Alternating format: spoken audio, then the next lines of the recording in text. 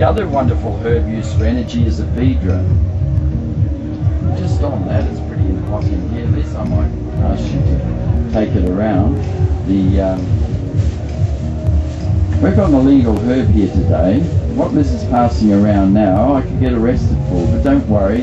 Having a pinch of it in your hand, I don't think that if there's any undercovers in the audience that they're going to come around busting you. And if they do, let's do a mass protest. This is a herb.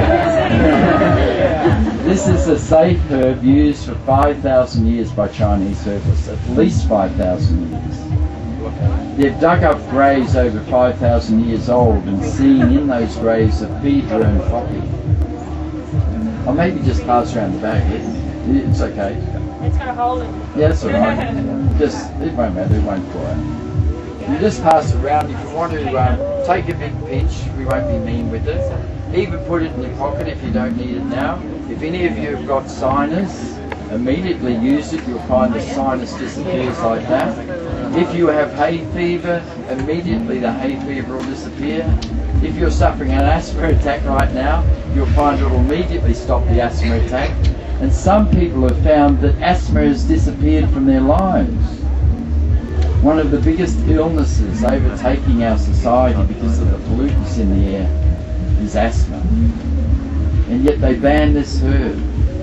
This very herb here, I've actually gone to jail for, so this is not all poppycock that I'm saying. So Ray, is this ephedra? Is it? Yeah. In actual fact, this isn't the Chinese version. This is ephedra nevadensis from the Nevada deserts. And it was called Mormon tea because they would chew on it and they would go on to fast in spiritual vision quest and fast into the desert. I got so excited about 6 months ago because a guy was in searching for the legendary Soma in Nepal. And I was like this to Liz, I bet you it's ephedra, I bet you it's ephedra. Because everybody from Terence McKenna on has talked about what is the legendary Soma. Some believe it's Amanita muscaria, and some believe it's mushrooms, and some believe it's Peganum amala, Syrian rue. I became aware that it could be ephedra when one day when making a herbal drink out of the ephedra, I left it in the sun accidentally on a very hot day just for half the day, and when I came out it had fermented and there was a blue scum floating on the top. Because there was $100 or so worth of ephedra drink in there, I didn't want to throw out the drink. So I scooped the scum off the top and tested and thought, yeah, it's fine, I wasn't sick. And then people rolled up to the party and I was serving it, and then people were coming back to me going, Ray, did you put acid in that drink? My life changed on that night of your party. I really do believe ephedra is the original Soma, fermented with honey. Anyway, we were watching this program, we were like, I bet you it's ephedra, and then they showed it, and the Nepalese guy said Soma, and he showed it, and we recognised it for just it's sort of like a stalk, just as thin as that, it just grows up as a skinny, twiggy plant, like straw really. And then they showed him holes in the rock where they must have fermented it in the sun, just as I accidentally did. It's a pity we can't experiment more with ephedra because not only is it not allowed into the country, but we were raided for it, and big time. Liz had a shop, her own little shop, a gift shop in Nimbin, and she had some of the ephedra there at one stage. And I remember, how many police did you have in your shop looking for this ephedra?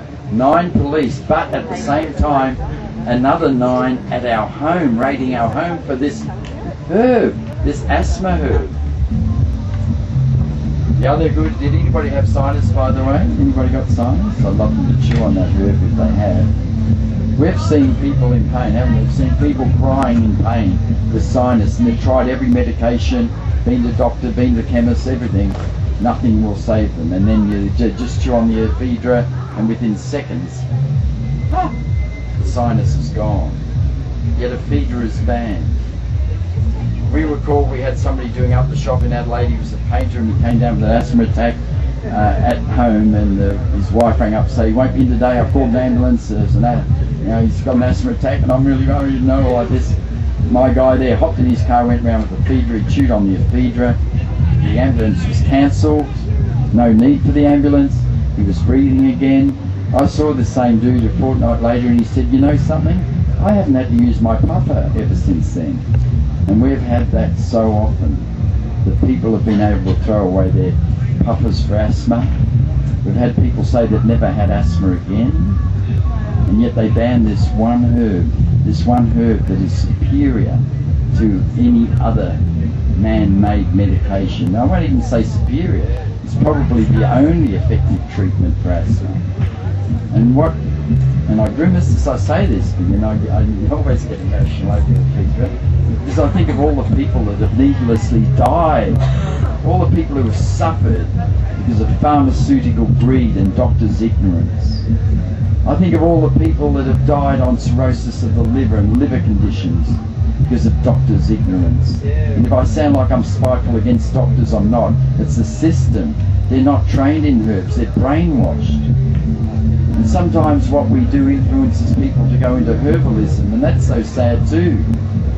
Because you'll find at Southern Cross University, the herbalists, the lecturers are funded by the pharmaceutical companies, and they speak up and they speak about the dangers of herbs. Herbs can kill.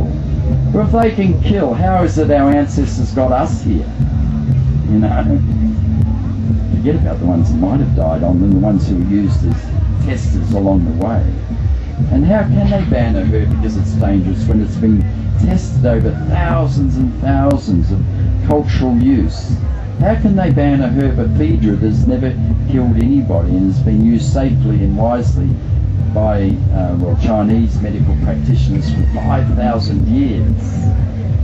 Why do that? One is because they can. Two is a herb like that would cut into the pharmaceutical profits so drastically that you could bring them to their knees, so they're going off in other directions. But you go into a chemist shop, the biggest selling range is a cough, cold and medicine. Asthma and all that sinus stuff. And it is said quite often that none of these work. And I had a chemist friend who left the industry because he was fed up with selling addictive pharmaceuticals that didn't work, and good on him. I myself worked in a chemist shop, and when I look along the chemist shop shelves, all I see is nothing but poison, poison, poison. And yet they have the audacity to put this: herbal medicines can kill. Have you ever seen a headline, pharmaceuticals can kill? You know?